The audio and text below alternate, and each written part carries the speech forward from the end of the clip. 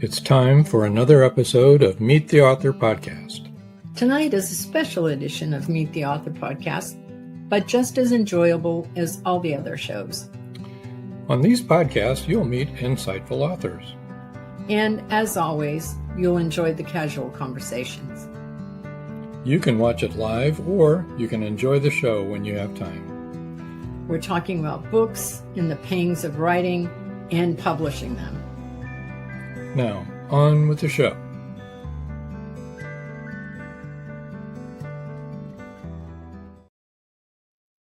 Hi, I'm Rob. And I'm Joan. And we're really glad that you're watching or listening tonight, whichever, or even if you're listening or watching later on. Maybe you're going to be listening on our YouTube channel. Anyway, We're so thankful that you're in our audience. I just wanted to take a minute to give a shout out to all the people who listen to us around the world. And we don't often mention that, but we want to thank you. Yeah, we're over 140,000 downloads of just the audio alone. So you're being heard, everybody. All you authors that have been on the show. And thank you very much. All around the world, we want to give a shout out to those who listen and watch. And that is Australia.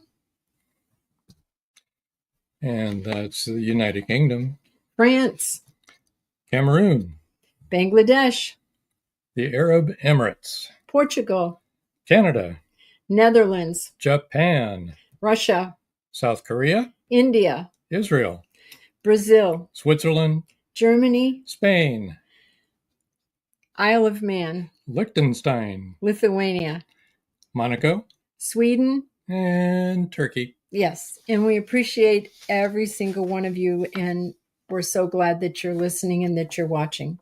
Absolutely. We also want to remind everybody that we have another podcast, and that's once a month, generally on the last Thursday of the month, and that's Haunted Campfire Tales. I almost forgot the name again. You can either watch or listen on TampaBaySpirits1.com. And they're all there, all the episodes. There's like almost 30 episodes. I think 30 episodes, 29 or 30. So, we've been doing that for a couple of years now. And for those of you who don't know, we're on a paranormal team, Tampa Bay Spirits. If you're interested in a topic that you would like us to have discussed, we would love to do that. If we have to look things up for you, we don't mind doing that. If you have a live, true ghost story, we would like to hear that. We don't need any made-up campfire tales. There's plenty of real ones. There's plenty of real ones, just the real ones. CW Hey, Haas. CW. He says, howdy, Rob and Joan. Paul Hollis. Hello, Paul. He says, good evening, Rob and Joan. And Marjorie, hello, glad to join you again. We're glad you did join us. And Paul Hollis said, wow, that's a lot of eyes and ears. Congratulations. It is, and it's all around the world. And, we really are thankful that people are tuning in and listening and meeting a lot of interesting authors and finding about all their really wonderful books. Anyway, let's bring on tonight's Tonight is about guest. MAGNOLIA BLUFF. Mm-hmm. And underground authors, and we have two underground authors with us tonight. Fellow authors, because we are also underground. That's right. Authors. Linda Pirtle and Joe Congel. Hi, Joe. Hi, Linda. Hello, and good evening to everyone around the world. Yes. Yeah. Pretty exciting, right? It is. It is. I'm impressed. I'm impressed too. Well, now hang on a minute. I need to text or send a message in that says hello, Robin Joan, because I didn't do that today. Oh, yeah, I know. We miss having you do that. CW says, howdy, Joe and Linda. Hey, CW, Paul, Hello, and Marjorie are all underground authors also. So welcome. We're glad that you're here. We did want to take a moment to say that one of our authors passed away recently on the 22nd. Yeah. Rox Berkey, a lot of you know her. I know this because we've been contacted by a lot of people that she publicized, and she was always there to help. And she was always willing to go the extra mile for everybody, and she'll really be missed. She will be missed. She and Charles were supposed to be on this show, but obviously this Charles is not ready to talk about the book or be on a podcast, because they had been friends and work partners and co-authors for 30 years, and he is going to deeply miss her, as are her children and her grandchildren. CW says Rox, she's a promoter. She really was CW. In fact, that's how I met Rox at a writers' conference one time. She was talking about marketing and had some really, really good suggestions. Mm-hmm. Yeah. Yeah, she always did. You know, she knew her stuff, and she was always willing to help. Absolutely. Yeah. She encouraged a lot of people. Yeah, she did. So we're going to miss her a lot. And it was sudden and shocking. So I think probably most of us in our writers group are, having a tough time having to say goodbye. But we'll try to talk about their book a little bit tonight. Right. Marjorie says Rox was so wonderful and so involved. It's heartbreaking. It is. It is. It is, Marjorie. It's really heartbreaking. I mean, just authors all across the board have been contacting us, and everyone's very sorry that she passed. Well, I think wasn't she was largely responsible for when we did the Texas book tour thing a couple years ago too, wasn't she? Mm-hmm. I mean, she kind of spearhead that, and that was pretty successful, and that was a really great marketing tool. I don't think at least I wouldn't have ever thought of doing something like that. So that was a nice contribution there as well. She was always thinking of things like that, right? Yeah. Outside the box. Yeah, I think so. She's going to be missed by a lot of people, not just our group, but a lot of other people. So, yeah. And she was supposed to be on tonight and was planning on being on. So, yeah. Okay. All right. I need to stop. Yes. All right. Let's see. Which Joe, Linda, which one of you had your book first? Linda was first. I think I did. Yeah. That's what I thought. Okay. Linda, we should talk about yours first. Right. Okay. Bring up your cover. It was a great book, by the way. I enjoyed it a lot. Thank you. Book Swap Shop. Book 37, Magnolia Bluff Crime Chronicles, Tea Room Murder by Linda Pirtle. Award-winning author. Yes. Linda Pirtle. Yes. Well, it really is a continuation of the Girlfriend Retreat, Cheaper Than Therapy. Mm-hmm. And in this book, Caroline and Magnolia Nadine are determined to find who murdered their friend Daphne Lee, who owned the head case salon there in town. And in doing so, they put themselves in danger. And at the beginning of the book, someone leaves a vase of roses on Caroline's front porch. And in the vase, there are black and white roses. The white roses are those who have already died, and the black roses are those who are going to die.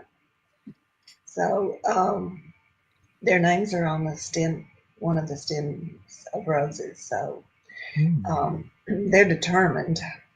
And despite what the police chief and the captain, especially the new captain to Magnolia Bluff, he cannot stand for a female sleuth to get in his way, nor does he want Brandon Turner, who is Joe's main character in his latest book, to get involved either. So, so whatever they do, they have to use a lot of discretion and sort of keep it a secret.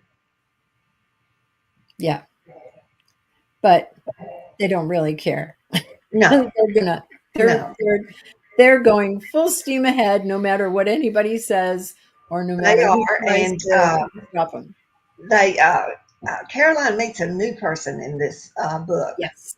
And he is a substitute high school football coach because the prior coach died mysteriously in an accident, and she doesn't believe it was a true accident. And this fellow is named Mike, and he has kind of a checkered past as well. She doesn't quite trust him, especially because he spends the first part of the summer researching in the library, and he's reading about how you can kill people. And she's afraid he might kill one of the students. So, but we'll find out if he really is a murderer at toward the end. And of course, we're always reading about how you can kill people. Yeah. Oh, yeah. Marjorie says the black and white roses were a great gambit at the opening of the story. And CW says they're always putting themselves in danger. Always. Those two. They're just always up to some sort of shenanigans or another. Well, you know, Magnolia Nadine is a very wealthy lady. Yes. And she has hiding places on the ranch that not even her husband knows about. But her ranch foreman knows all about it. Mm-hmm. She has a vehicle hidden in one of those places. And she is with Graham Houston, who is the editor of the newspaper. And they're kind of working together in this story because his name, too, is on one of those roses. Mm-hmm. And he finds out that Magnolia Nadine is quite bold and much more adventurous than he ever thought she would be, especially when he's with her in her little sports car. Yeah. And she's flying off the road and just yes, going up and down hills. Yeah. Chasing these people on horseback. Their friendship developed a little bit more. It really has. He has learned to respect her and in fact has become the confidant of both Magnolia and Caroline. Yeah. CW says that car scene was fun. It was fun. There were a lot of fun scenes. There were a lot of fun car scenes, actually, in that story. Oh, yeah. Yeah. So. Of course, I like cars. And that helps. Do you like driving fast, Linda? I do. Chasing horses? I'm not chasing horses, but I have been known to chase some other people.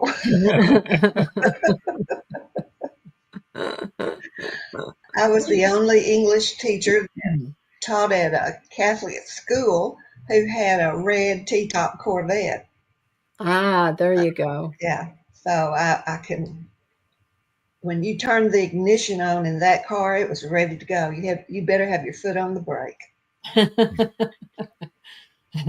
I went to my prom in a turquoise Corvette. That was a long Yeah, we had a time great Long time. time ago for me, anyway. I don't know about you. I'm probably older than you are. I Just saw a blue Corvette drive by my, window one day, but it's about as close as Yeah. I got to one. I saw one on the highway. Yeah. My neighbor down the street had one. I saw him out in the driveway washing it one day, and I said, "Ooh, I know what that represents." And he said, "What?" I said, "How old are you?" Huh? He said, "Point taken." I said, "I used to Well, have one of those too." well, I do have a couple of Corvettes on the cover of a book from a different series, so you there is Yes, do. you that. do. So Yeah. that's Yeah. again about as close as I've gotten to Grassman. one. So, Yeah. Yeah, you do. We thought those were your cars for the longest time. No, That's no, that's what no. you told us anyway. That Well, is the problem is that in reality, I can't get in and out of a car like that. I mean, let's face it. Yeah, no kidding, right? what is So, Not our as easy as it used to be, huh? yeah. our grandson has what does he have? Camaro, A Camaro. Yes. And what does his father have? A Charger. Charger. Okay. So our grandson has a Camaro. When he bought it, he of course came over here to show us and take us out for a ride. And it was actually, I thought, really easy to get into and out of. Of course, I got to sit in the front seat. He might have a different story to tell, having to sit in the back seat. Makes a difference. Yes, it does. But his mother and father and his two younger brothers were all going on vacation together in about a week. We're going up to Michigan to travel around a little bit.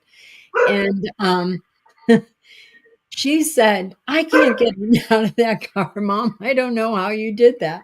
But they're so low to the ground. And when you were young, none of that stuff bothered you. You just popped in and out, no big deal.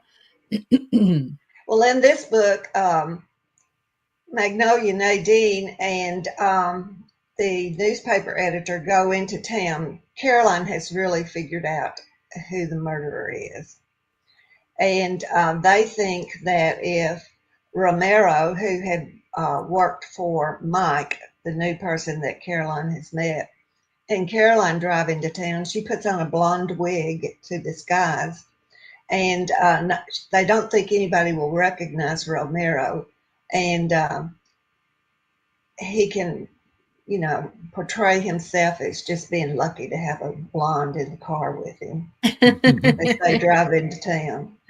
And Mike is probably one of the most mysterious characters in the book because he knows the police chief, Tommy Jager, and he also knew Caroline's husband because they were in the military together. That was a shocker. That shocked her to no end. Yeah. It shocked me when I read it. I was like, wait, what? Yeah. It's a small world. And it was interesting that he had owned a ranch outside of Magnolia Bluff, and no one had known he was there until he decided to let them know that he was, till he went to work at the school district. So, Chris Chrisman, hi, Chris. Those cars are fun to drive, but not to sit in, LOL. That's so true. That's true. And CW says Mike's very mysterious. Yep. Mysterious Mike. There's an alliteration there. He's been hiding a lot. Well, in Texas hill country, the ranches are so spread apart, you can see how he had this ranch and nobody even knew he was. Yeah, you could be isolated. Yeah. Yeah. And that ranch had been handed down for several generations. Mm-hmm. Yeah. So you all should buy it. Yeah. There's a little bit of Native American folklore in it too, because in the book you learn the difference between a mesa and the medical mounds that had all the herbs and everything that the Native Americans used for medicine. And there's a character in there named Demetra. And I have to tell you a story about Demetra. There is a real Demetra in my life. And she's the paralegal who helped probate Caleb's will. Oh. And so she became very interested in the Magnolia Bluff Crime Chronicles series.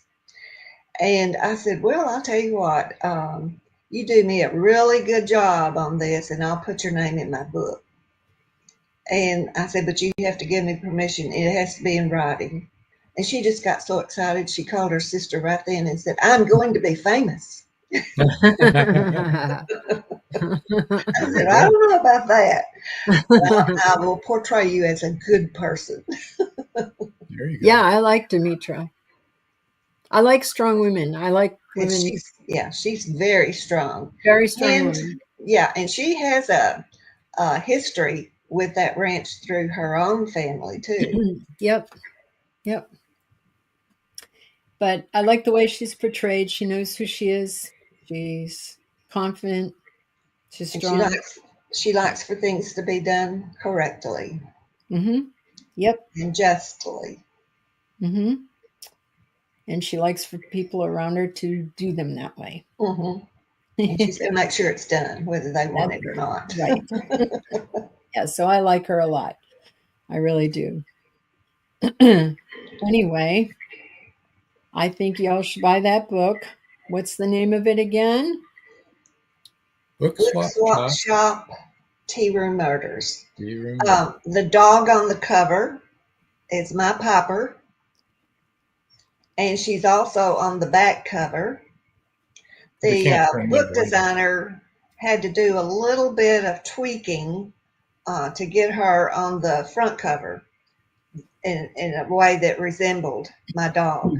But my grandson took the picture of my dog, and I promised him I'd use it on the book cover. That's nice. That's good. And there's the black and white roses on the porch. Waiting to be found. Yeah. Yep. Yeah. Yes. Nice. Black and white poodle and a black and white roses. Well, you usually have black and white poodles in your books. Mm-hmm. I do. And I love them. They're beautiful. I love standard poodles. They're really gorgeous. So many people see Piper when I'm taking her for a walk. And one fellow called her a bird dog because of her black and white spots. Okay. And then another lady thinks that she's a doodle. Okay. She's really unique, and they can't quite put her in a category. Yeah, she's beautiful and very sweet and always with you. Always with me, yeah. I'm surprised she's not right up there next to your Cherry. She's on the floor. Oh, of course she is. And if she sees somebody walk by, you'll hear her bark. Everybody in the neighborhood knows her. There you go. Yeah, she's something. Piper is. She's a good girl. Okay, well, shall we talk with Joe now for a few minutes? Joe, you came out with this one here, Yep. Blood is Thicker Than Money. Correct. Can you tell us a little bit about it? I can. This book is a little different than the other two as far as how this story progresses, we'll say. It was a harder book for me to write overall, just simply because I had a lot of things going on this year that kind of kept me out of the game a little bit, and it made it a little bit more difficult for me to concentrate as much as I wanted to. So it took me a much longer time period to write this book. And it's probably a softer book, we'll say, is the way I'm going to describe it, than the other two as far as the actual storyline goes.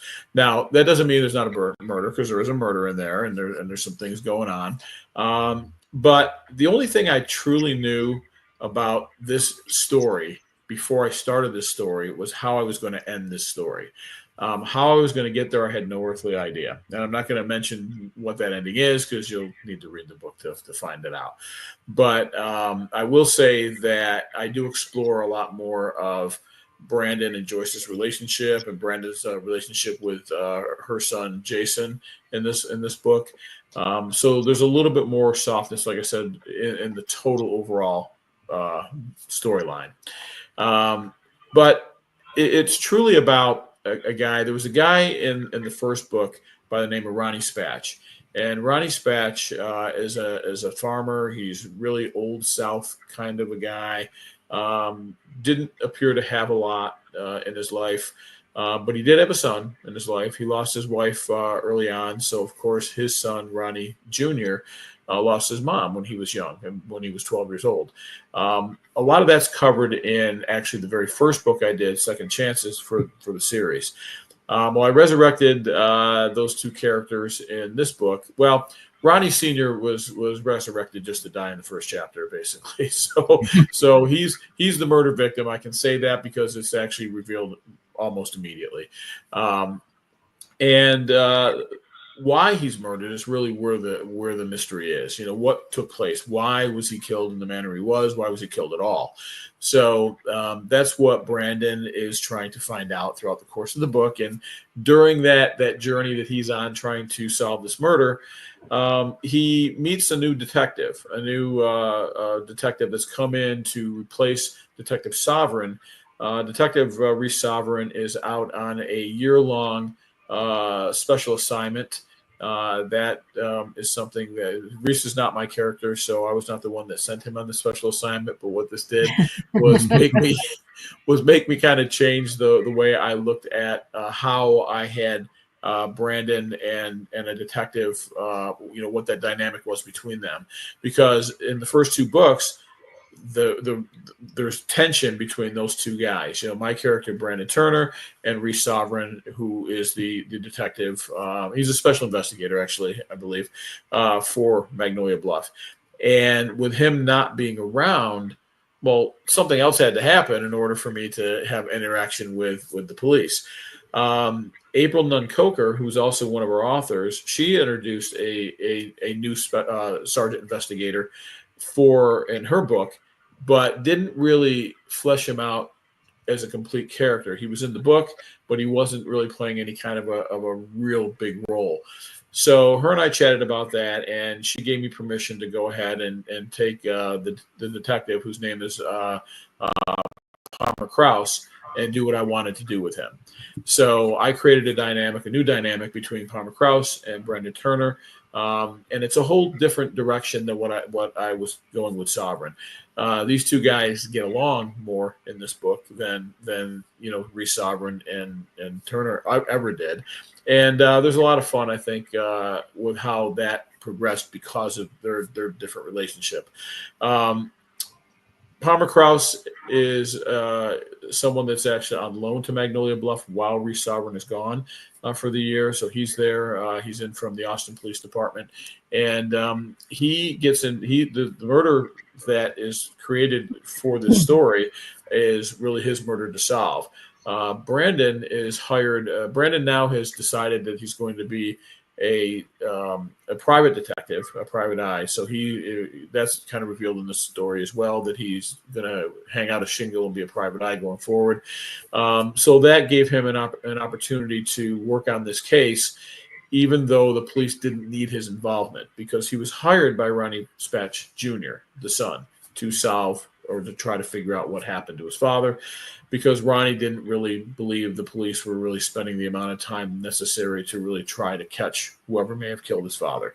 With Reese and his partner, Georgia Jean, being out on the special assignment, Ronnie wasn't too sure that the investigator that came in really had the chops to take care of what needed to take care of. So he hires Brandon to do that, and that's where the story kind of begins. So that's primarily what the book is about as far as the murder mystery. I don't want to talk about too much about what the actual reasons behind that is, because that kind of is a slow burn throughout the book as to what exactly is the reason behind why Ronnie Sr. was killed. So if I didn't already confuse everybody, I guess. No, it wasn't confusing. I really like Christine Congel says hello. She's my sister. Favorite author. I know. My sister-in-law. Yeah, her and her mom are like two of my biggest fans on the book. So Catherine McKeon says I'm here. Was having technical difficulties. That's my sister. So I do want to Joe, was it hard to write a character you didn't create? Chris Chrisman wants to know. Not in this case, simply because I had free reign to develop the character's personality, style, and everything else about him myself. April did allow me to do that. And since he's probably not going to be a character that's necessarily going to be an ongoing character, because when Reese does come back, which he does, I believe, at the end of his year being gone, Austin will probably go back, or I mean, Reese, yeah. Palmer Krause will probably go back to the Austin Police Department. So I was able to really do what I wanted to with the character. So I kind of helped him develop a little bit of a love interest. I gave him a personality that I felt fit nicely with the personality of Brandon to make those two guys get along. And it really wasn't a difficult procedure to make all that happen, just simply because April allowed me to do what I wanted to with the characters, and she didn't really do that part of that development with him. So at the beginning you had said that this was a little bit different, a little bit softer. It was. In CW's oops, wait a minute, sorry, it moved. CW said, but it was a good different, and it was a good different. I really enjoyed it. I really enjoyed the relationship that Brandon and Palmer have. And I hope we can get him to stay in Magnolia Bluff, because he's a really good character. yeah, I liked him also, and I would love him to be able to stay. Now I don't know if that's something that would happen, with him being a full-time member of the Magnolia Bluff Police Department, because he truly is a member of the Austin Police Department. But it doesn't mean that, he can't pop up here and there helping out the Magnolia Bluff Police Department again on different cases.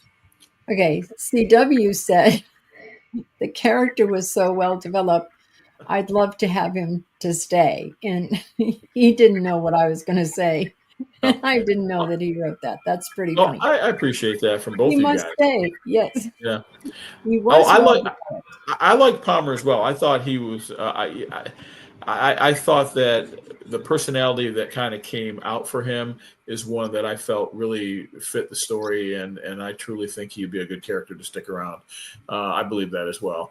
The funny thing is that I'm a pantser, so how Palmer was going to really develop, I didn't really know when I started. It just kind of evolved as we went through the story and as things popped up.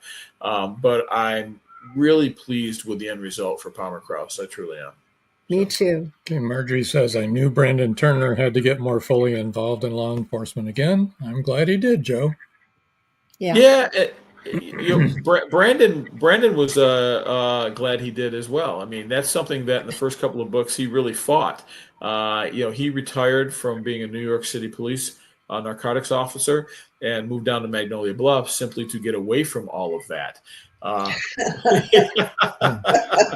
says, and Palmer just is better than Reese. Yeah, that's true. But Brandon wanted to get away from all of that. He moved, like I said, away from New York City to come down to what he thought was going to be a slower, easier pace for life. That didn't turn out to be the case for him, because he moved to the murder capital of the world, by going to Magnolia Bluff. So he continued to get tied up and get caught up in different murder mysteries, in the first two books. And I'm happy to see that, other folks, other authors in our group have used Turner in their books to let him get caught up in some of those mysteries as well. So that's been kind of fun. But he's had to scratch an itch. He really he was a cop for a very long time, and the slower pace that he really thought he wanted was a little bit too slow in the time frame that he finally got it. Because in between the second book I wrote for this series and this one, which is the third book I wrote for this series, he did have the time to slow down and do some fishing and all that, mainly because the new captain that is in the Magnolia Bluff Police Department, as Linda had mentioned, really doesn't like outside interference from non-police personnel. And even though Brandon is, someone that's shared, the blue, if you will, for many, many years with the good captain, the captain really does not like Brandon, just simply for the fact that Brandon really does like to get involved, or not necessarily maybe even really like to get involved. And in the first two cases he didn't like to get involved. He just did, and he did a good job with it. In this one, he wanted to get involved. He truly, becoming a PI really helped him scratch that itch that he had. So he wanted to get involved in this particular case. And because he knows that Ronnie Jr. Has had a very difficult life with losing his mom when he was 12 years old. Now his father's gone as well. And Ronnie's not the sharpest tool in the drawer, if you want to say that too. He's a little bit off. So he really wanted to help this young man, kind of get his life back on track, considering all the heartache and trauma that's been in his life. So, yeah, Brandon Turner has a whole chapter in our book, The Hill of Sacrifice. Oh yeah, he does. Yeah, I actually finished your book. I just haven't done the review yet, but I'll get that for you. I will. Yeah, I honestly know where you live. Yeah, I hadn't noticed. Yeah, literally, so we know where you live. And in that chapter, in our book, came out before your book, and so in that chapter, Brandon makes it extremely clear to the characters in our book that they should not get involved with trying to solve anything because of the new captain. So yeah, that's it. That's the one I'm talking about. Well, that and Brandon, for as much as he gets involved in cases, he really doesn't want to see, amateurs, really getting hurt. So, he's not really big on necessarily having a lot of amateur detectives running around Magnolia Bluff either, because he feels he's got the experience behind him and what he does. So he's not trying to, allow other people to get involved like that. I mean, he is willing to work with the police. He's willing to work with Palmer Krause, but he wouldn't probably work with a character that he felt, wouldn't be able to kind of solve the crime or may get hurt trying to solve the crime. That's not really what he wants to do. Now, he'll give advice, and he'll kind of be in your corner, and he'll help you maybe try to do what you need to do, but at the same time, he'll try to talk you out of it if he can and tell you not to do it. Leave it up to the police, or leave it up. And now you can hire him because he's a private eye, so he can come on board and help you that way. But yeah, he feels that he's got the credibility to step in and help out, even in the cases where he didn't want to, and that's really the rub he has with the Captain Briggs, because Captain Briggs doesn't care that he's been on the job for as long as he was. He was on the job for 23 years, I think it was.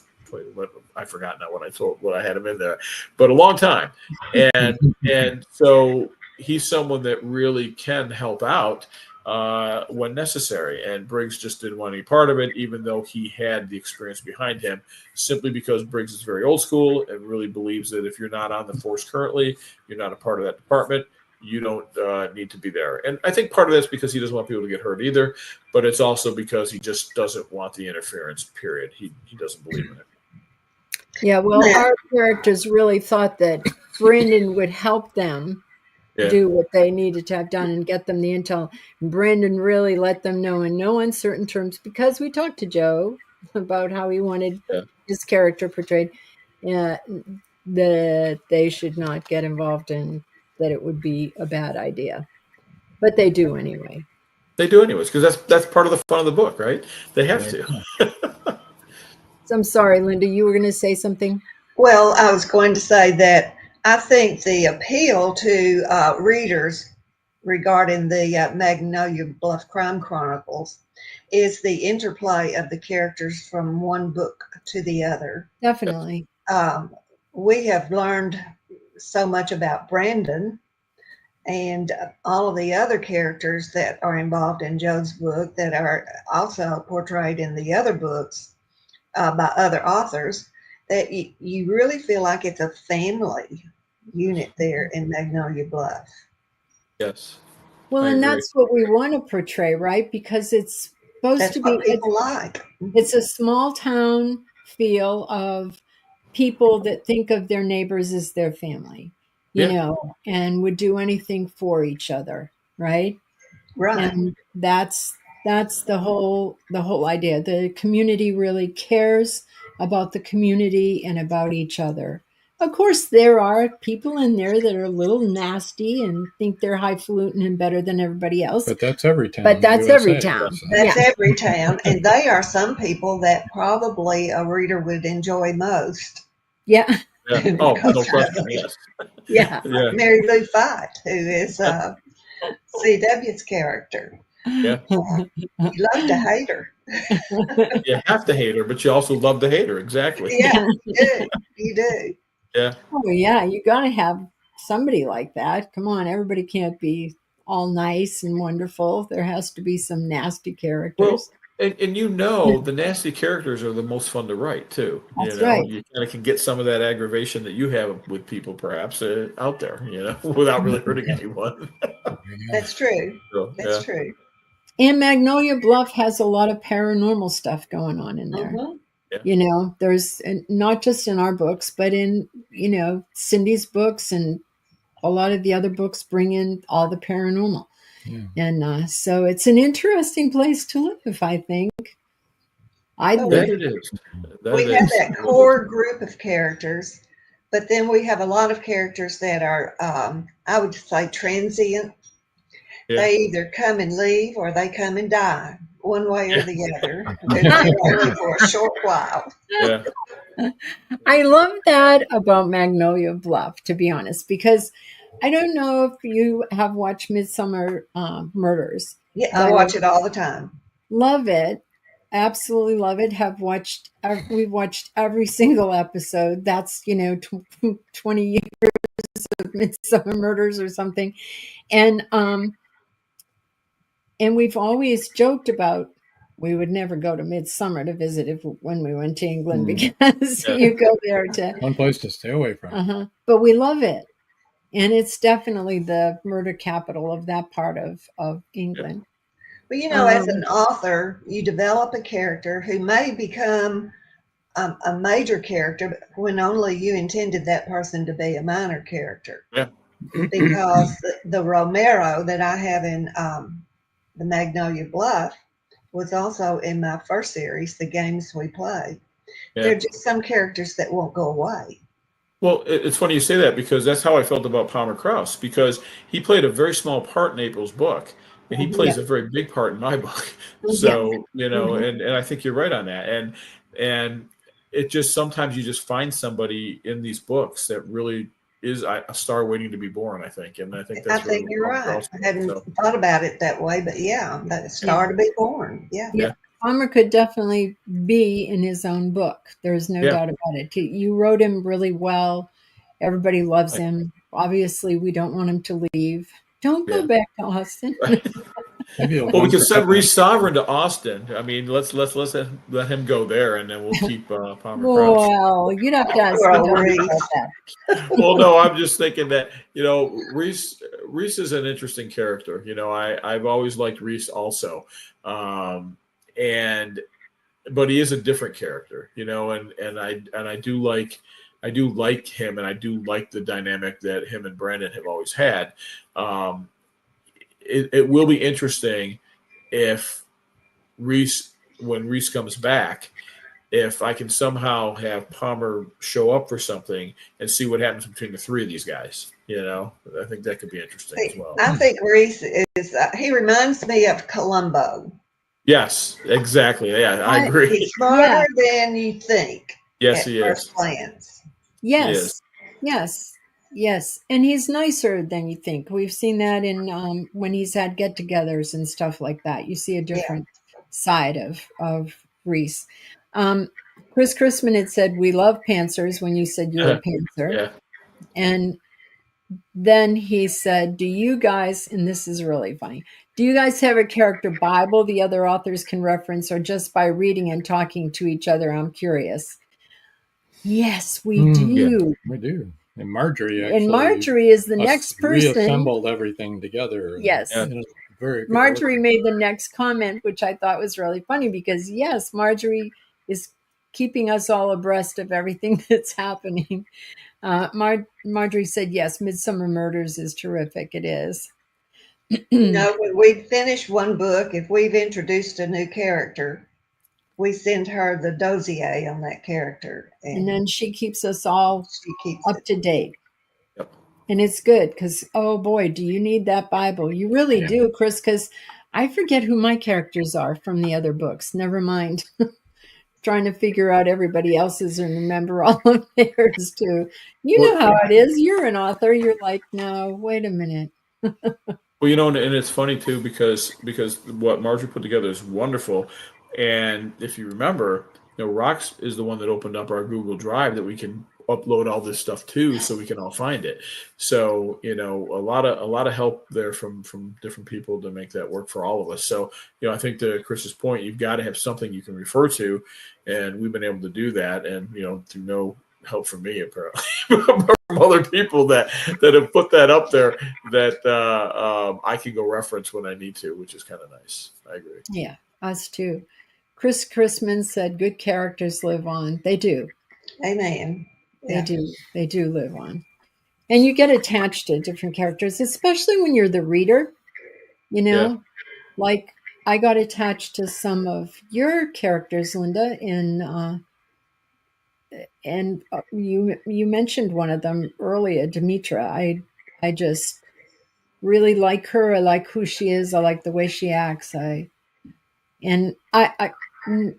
Not that she plays a pivotal role in your book, but she's a very important character. She made things happen.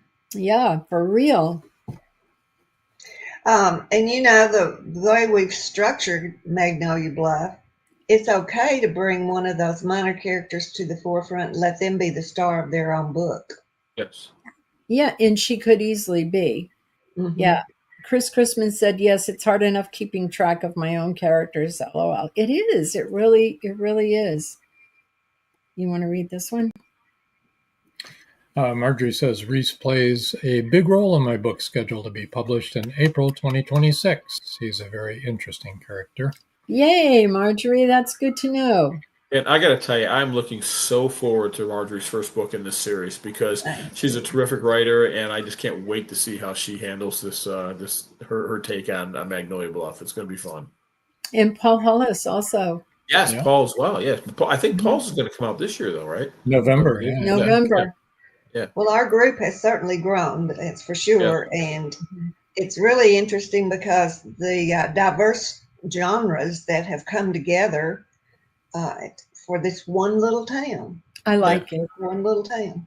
But you know that's what's so much fun about writing as part of a part of the underground authors for Magnolia Bluff, because every one of these books, you know, every one of these authors for every one of these books has a different take on this, but we're all still in that same town using those same characters, and you get to see the same personalities for the most part, but you get so many different things. I mean, there's really truly something for everybody out there, regardless of, you know, what kind of murder mystery or what kind of mystery or, you know, what they want, whether it's cozy, whether it's thriller to a point, you know, there's all kinds of good stuff in this. Techno, romance. Yeah. Yep. Well, to your point, Joe, we live in a small community, okay? And I know how we relate to the people across the street from us and how we think of them. And the people that live over there, we know how they relate to them and what they think of them, which, believe you me, is very different from what we see. Okay. Right. And so I think to your point, that's a good thing that all of these people, all of us authors, are featuring all these people, and we're seeing them through our eyes, having read them about them, you know, and then give our own take, which wouldn't necessarily be the way that the original author would have written them. Well, everybody's three-dimensional, and if we just didn't write them about them from a different point of view, they'd just be stick figures. Yes. Yeah, I agree. And I'll tell you what I really love about this series is the idea that even though you start from book 1 all the way to book 39, 40, wherever we are right now, and beyond, you get a good solid series, right, where everything kind of interconnects. But if you want to just read one author or two authors in there, or start there, you can get a mini series within that series. Because I know that even though my 3 books intersect with the entire series, they are actually a little mini series within if you just read those 3. Same thing with the ones you did, Rob and Joan, and same things with what you've done, Linda. And if you look at everybody else's, it's pretty much the same way. So it's all sharing still the town, but you don't really lose anything by skipping. I'm book 17, 26, and 38. Those are my 3 books, 17, 26, and 38. But if you just read those 3, it would still make sense. If same with you and everybody else. But if you read from 1 to 40, they all still make sense. Still makes sense. Yeah. Yes. Joe, this leads me into the question I was going to ask Linda next, but I'll ask you first. You've got 3 books in the Magnolia Bluff series. Which one is your favorite, and which one was the hardest one to write? Well, this one was the hardest one to write, but it mainly because of other factors, not because of the writing itself. I mean, that it wasn't that. It was just things that were happening in my life, throughout the course of this year that kind of took my focus away from writing the book. So that's what made that hard. So a little different. But I would also say, from a writing the book standpoint, that the second one, Catch a Tiger by His Toe, it was the hardest one to write because of what exactly that story is about.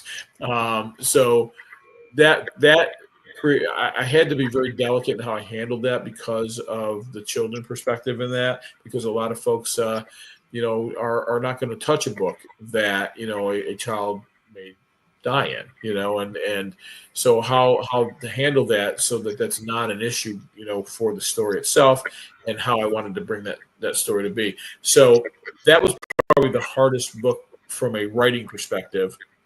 So I guess 2 out of 3 of them are harder to write. My favorite one still, honestly, is the first one, Second Chances, because it was my first.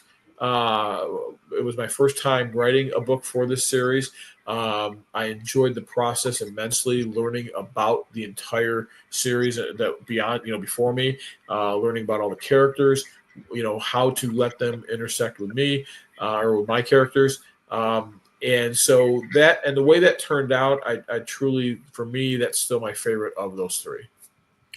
Okay, Linda, we're going to throw that question at you as well. Your favorite and the hardest one to write. My favorite and the most difficult one to write are one and the same. Oh. The Girlfriend Retreat I wrote during Caleb's illness, and it's a very short book, but it was very cathartic in one way because I have a group of girlfriends I've gone to school with from elementary through high school. We graduated together. And I won't tell you when that is, but or when that was, but we still get together, and we've done this for over 25 years. We all went away after graduation from high school. We raised our families and had our careers, and then we had empty nests. And throughout that time frame, we'd always communicated with each other, but we never really had the opportunity to be together. And so the Girlfriend Retreat includes some of those ladies by name. And it was really fun because some of the experiences that the girls in that book experienced or had actually happened. And then some of them were just made up out of my fancy. But they all loved the book because I made us all 40 years old. I changed careers, and for example, one of the ladies was running for lieutenant governor of the state.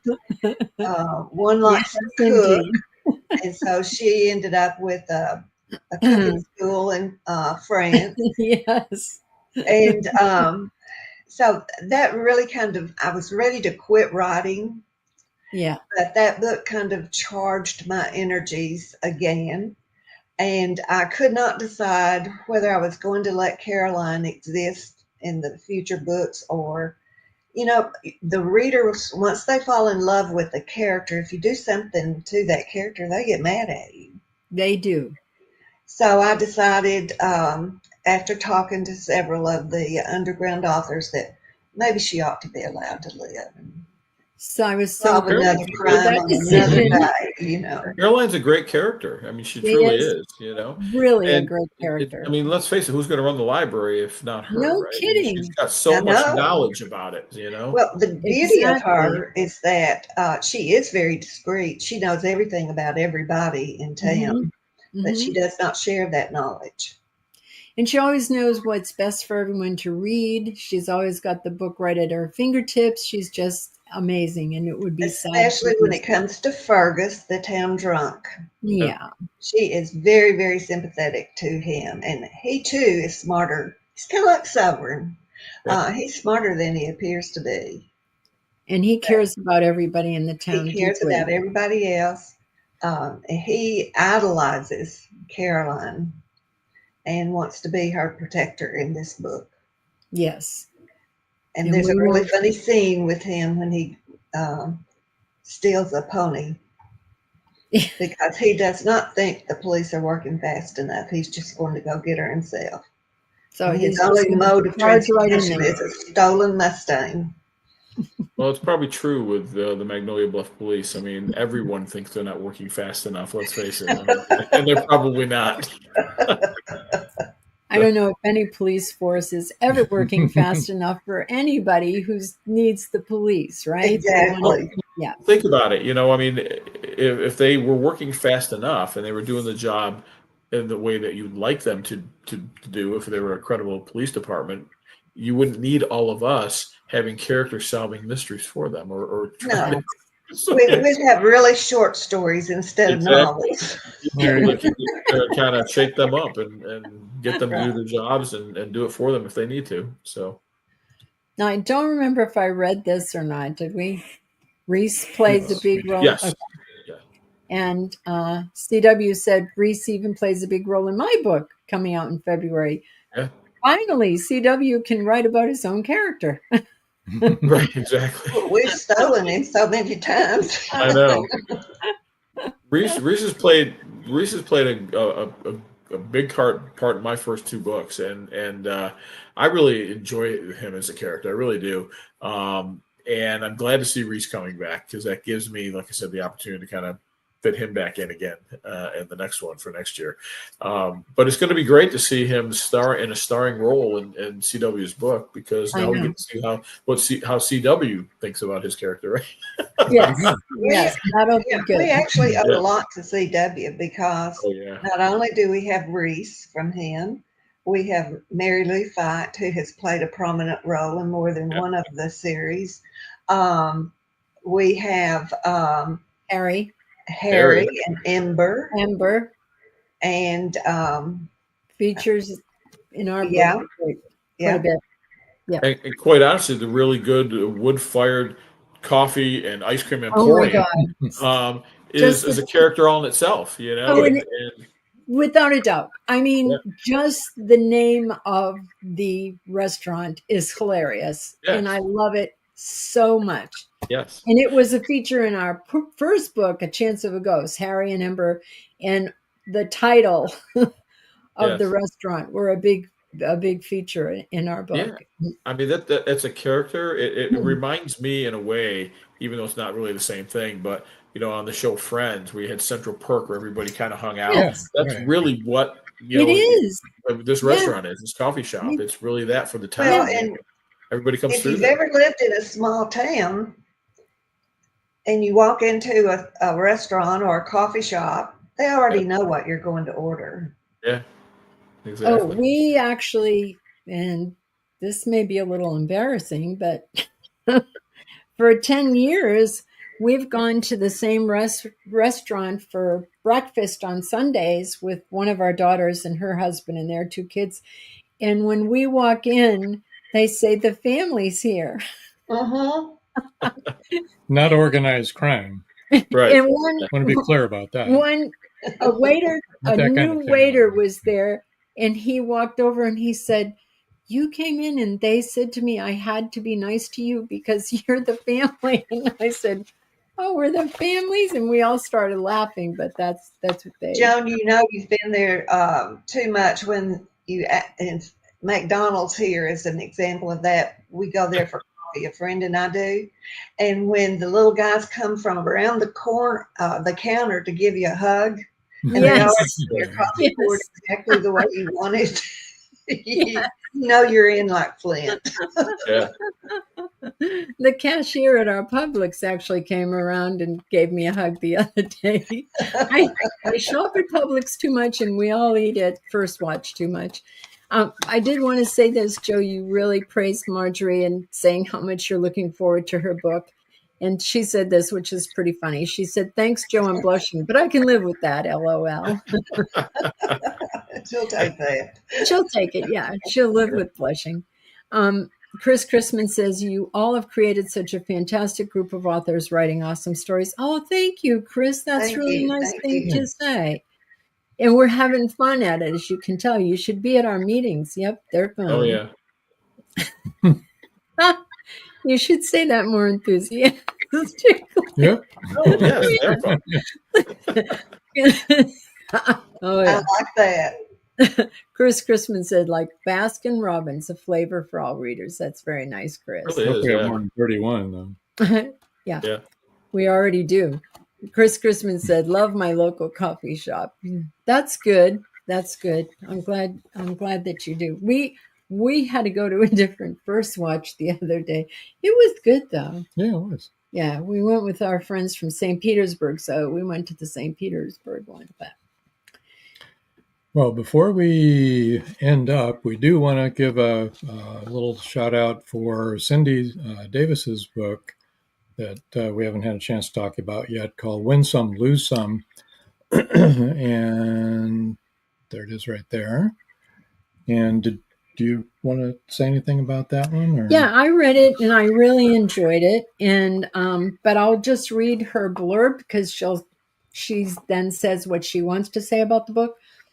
The R&R in Alaska was great, but Hannah, rest and relaxation, and for those of you who didn't pick up on that right away, was great, but Hannah, Bliss, and Whitney are happy to be home until they walk into the house to find a strange man dying on the braided rug in the living room. Their resident ghost has no idea how he got there. Resident ghost, just for those of you who haven't read any of her other books, she slid that in there real quick, so you should read the other books to find out why there's a resident ghost. The resident ghost has no idea how he got there. While on vacation, the girls made a pact, no more investigating. Too dangerous, too expensive. That is the truth. But the image of Randy Washburn on the braided rug of their living room, once seen, is impossible to unsee. How did he get into their locked home? Why? Who had a grudge against the father of 3 small children? The clues dropped at their feet by the intrepid toucan, Diablo, are too good to ignore, and soon the girls are on the case. Motivated by Randy's murder, they decide to open a place where families like his, left alone after a devastating event, can stay and recover. Is it coincidence the setting they choose is the scene of a crime directly related to the murder? Ta-da. There you go.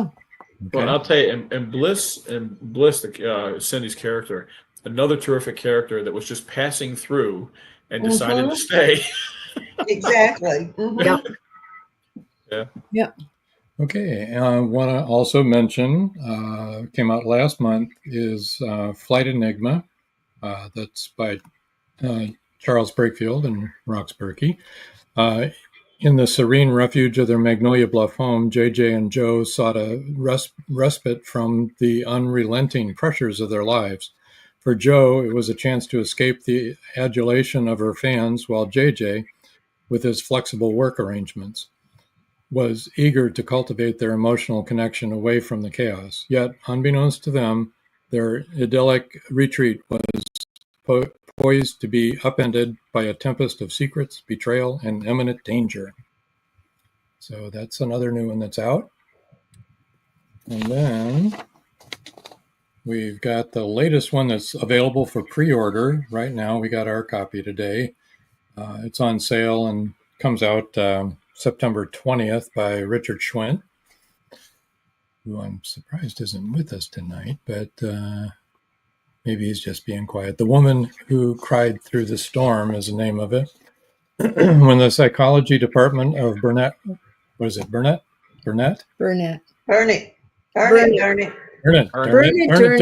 right. Burnett College is ordered on a healing retreat. Dr. Michael Kirilek turns to a family friend, Chris Allard, for assistance. Chris and his wife, Kate, travel to Magnolia Bluff, Texas, anticipating a few days' work and some good barbecue. Instead, he finds himself trapped in a cabin on the Colorado River during a flash flood with a team of traumatized psychologists, 3 students, and at least 1 psychopath. Oh boy. When a corpse appears, their troubles are just beginning.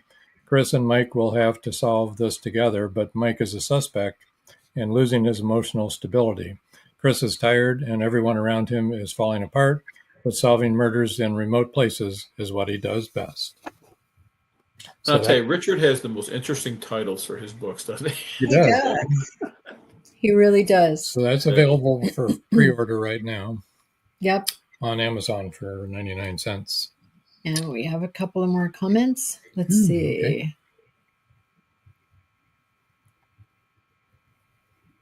Oh, so Chris Chrisman said the downside is we have to smile even when we're having a bad day. LOL. If you go to a local coffee shop.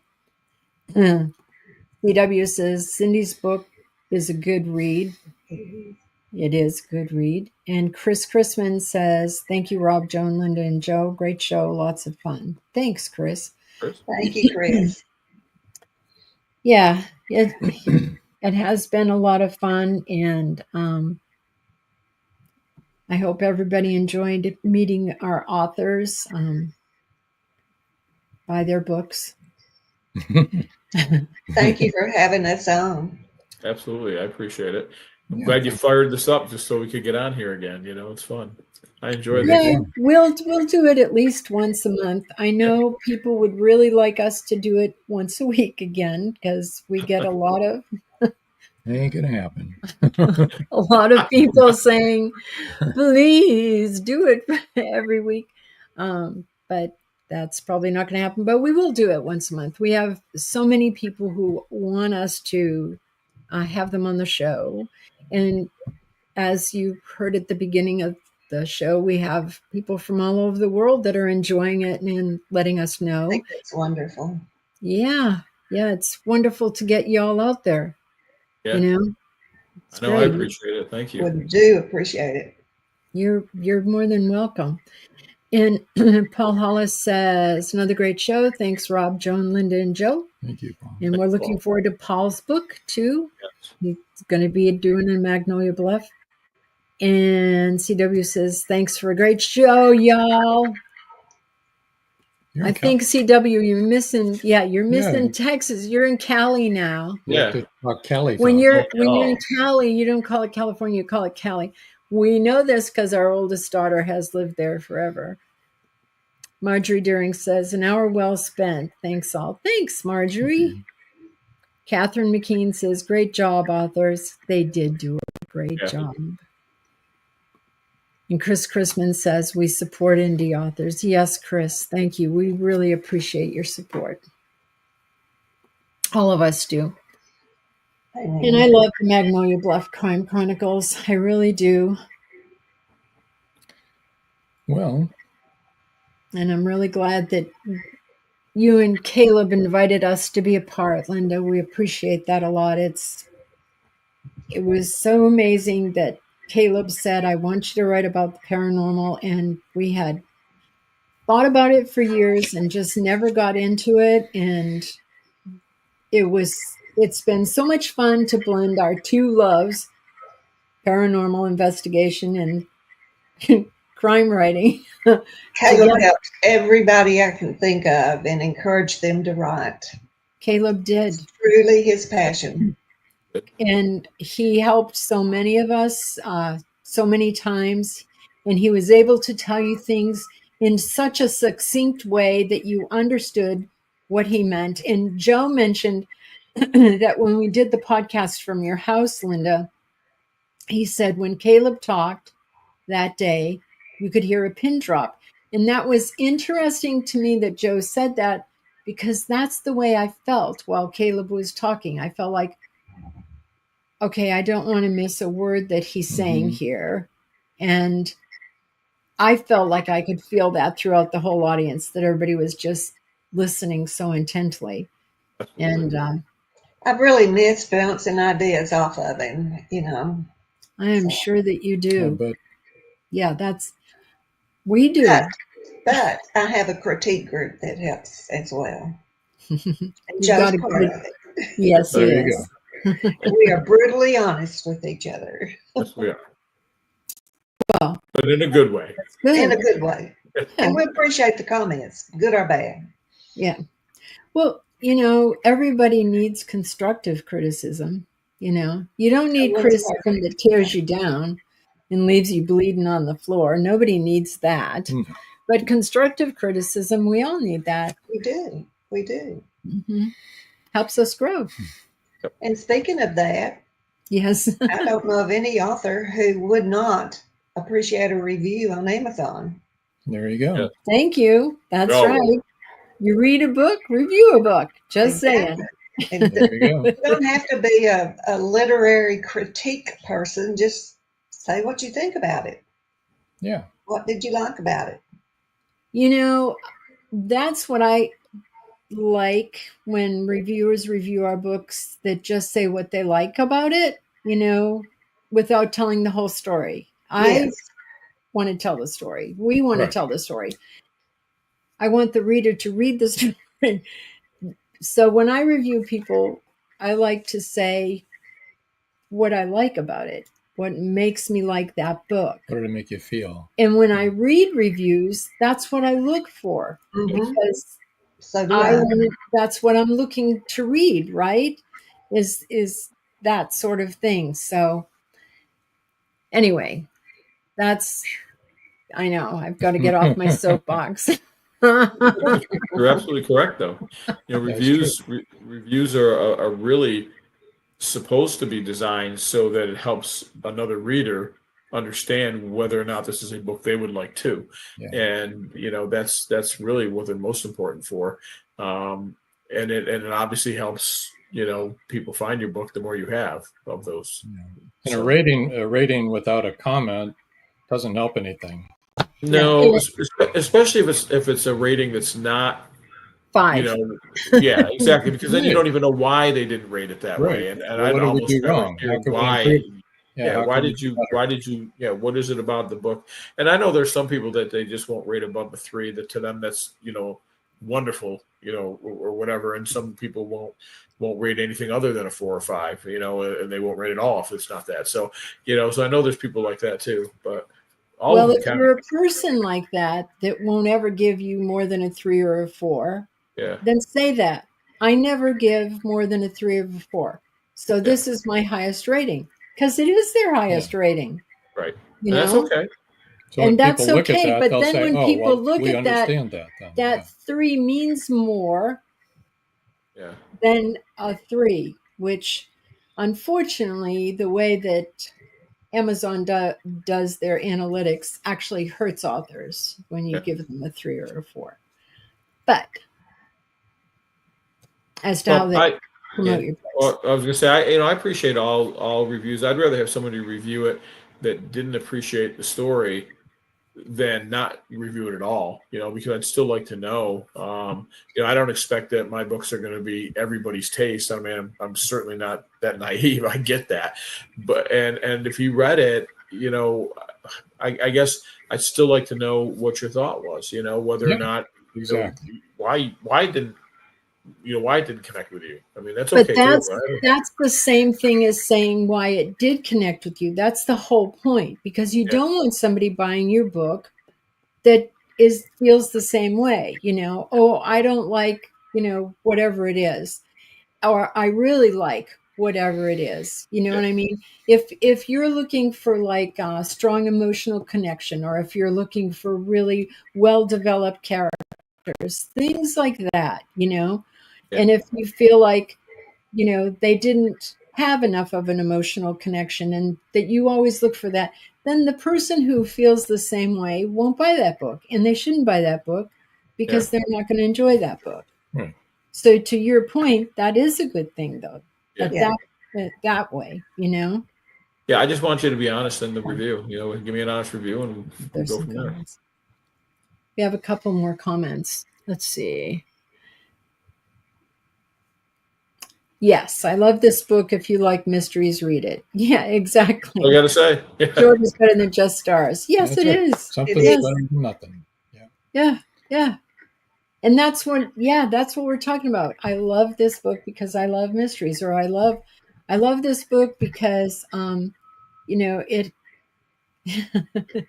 has a really important dog in it.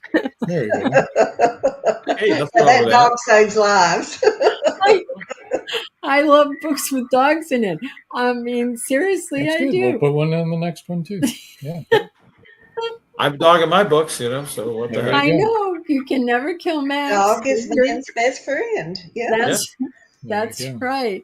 So I know that sounds funny, but really, I enjoyed April's all of her books, but I enjoyed her first one because it had all these dogs and little creatures in it, you know, and I had so much fun reading that about the little hedgehog and everything. It was just, I enjoyed it. And that's one of the things that made me like the book. Now that's a silly thing, but you know, If that's what you like, that's what you like. No, but you know, it's funny though, because you say that because the hedgehog part of that story it's kind of heartwarming in a way, you know, when you find out who the hedgehog belongs to, how, you know, all that whole thing. It's fun. Yeah. Yes. And how much it means to that person and everything. You're like, oh, yep.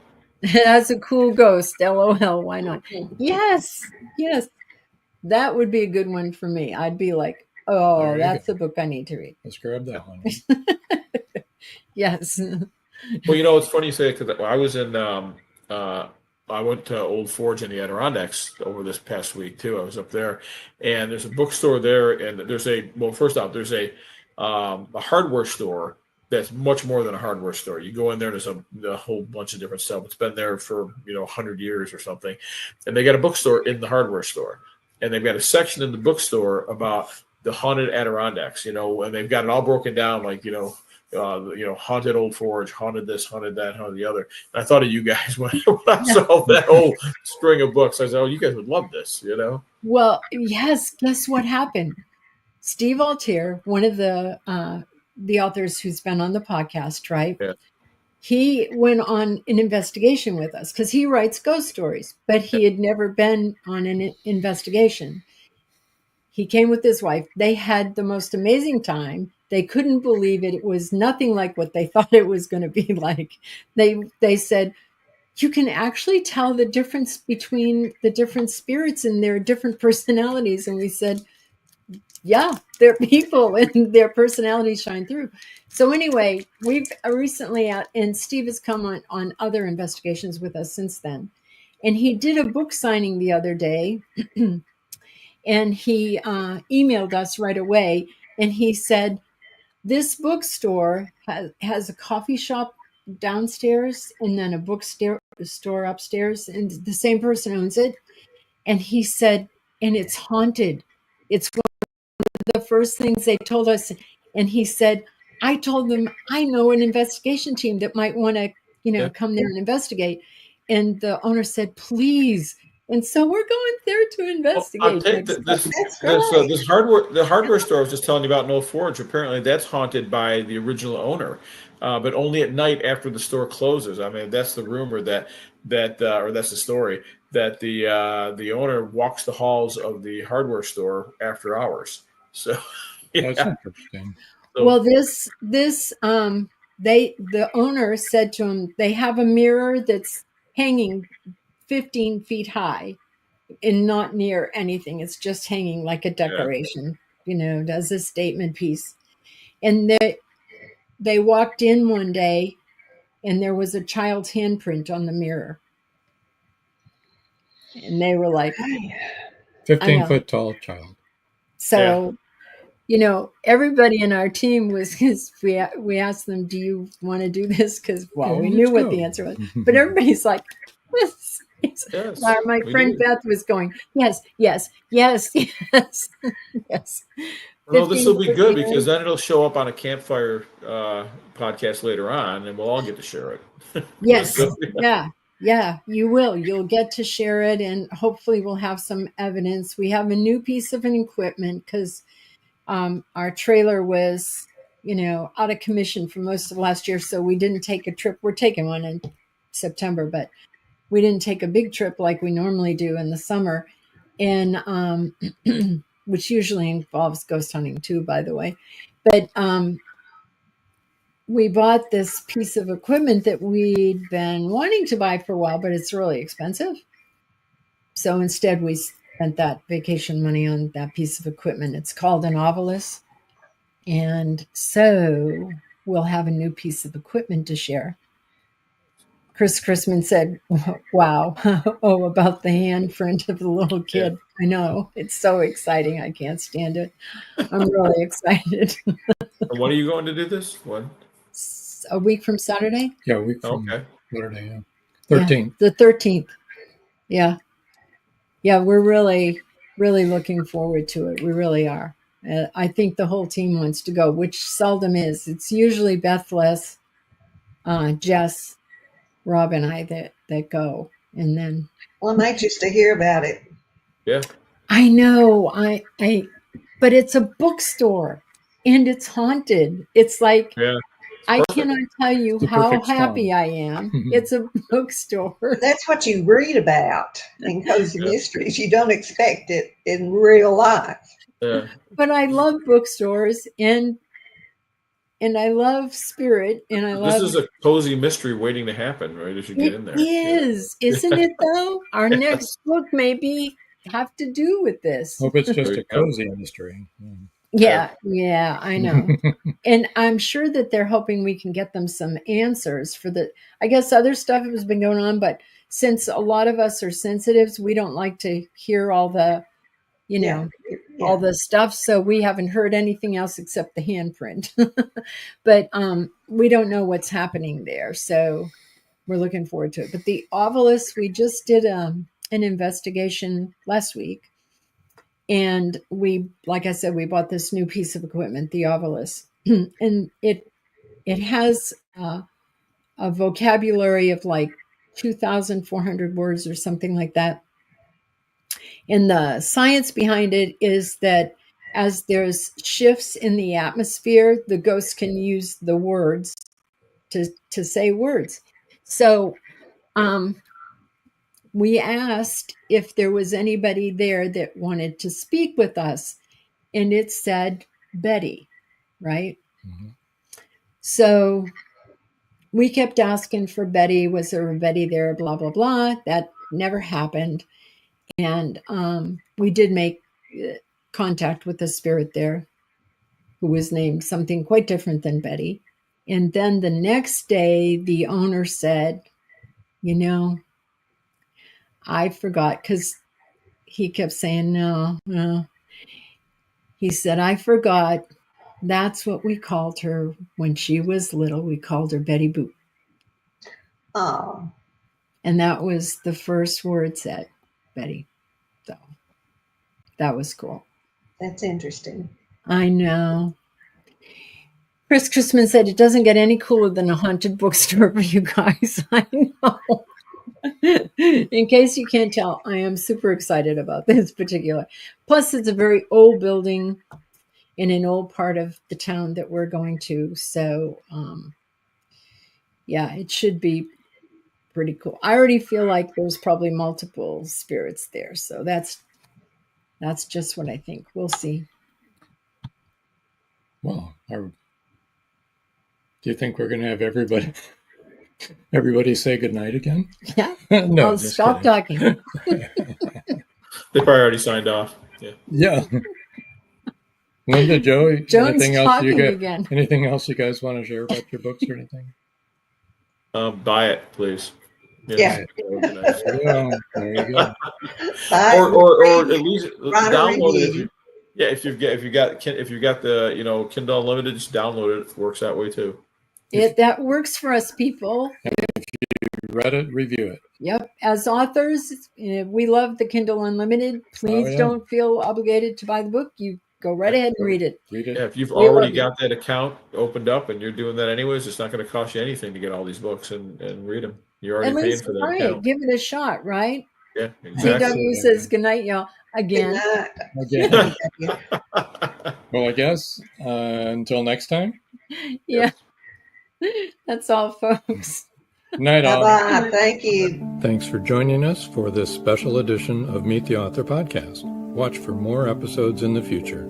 In the meantime, you can enjoy episodes like this at indiebooksource.com or on YouTube at Meet the Author Podcast.